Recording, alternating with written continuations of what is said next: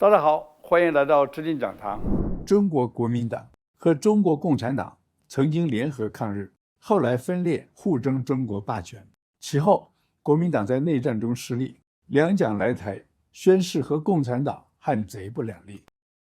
蒋经国并且订定不接触、不谈判、不妥协的3不政策，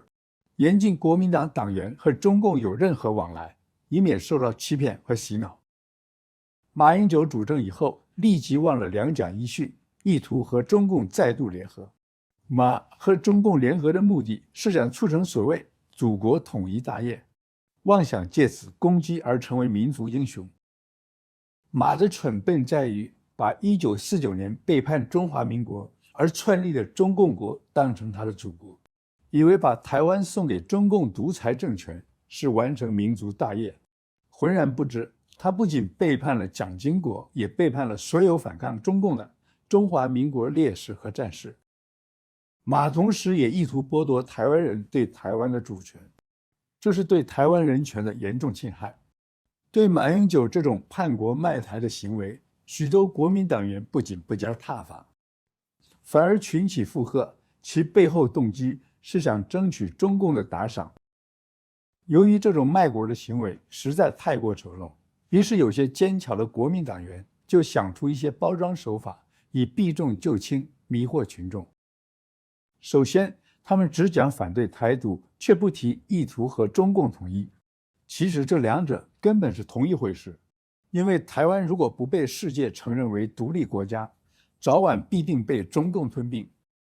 其次，国民党声称反对台独是为了保护中华民国，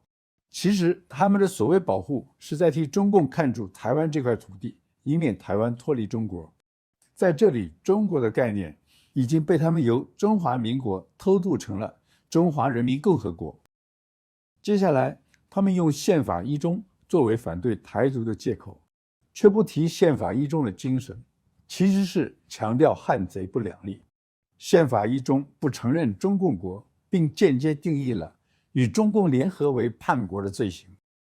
此外，他们还欺骗说台独会引起战争，所以反台独是为了和平。其实让中共了解台湾跟他们无关，才能停止他们对台湾的觊觎，继而为台海带来永久的和平。我们今天看到，借着共同的反台独操作，国民党和中共已经发展出同志的关系，合作推动者统一，顺便消灭中华民国。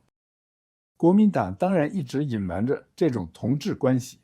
例如徐巧芯就强调他反共，实则他已经变成傅昆萁的跟班，共同接受中共政协主席王沪宁的指挥。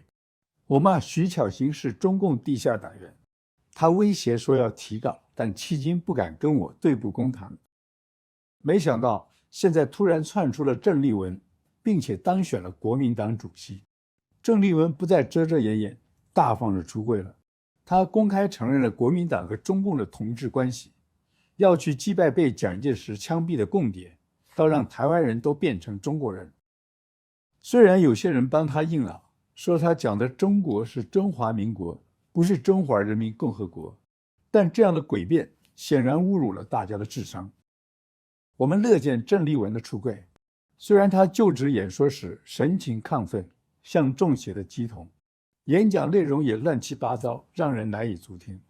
但他公开证实了国共实为同志，却让人耳目一新。他宁做真小人，不做伪君子，倒也别具气派。郑丽文出柜，让国民党出糗。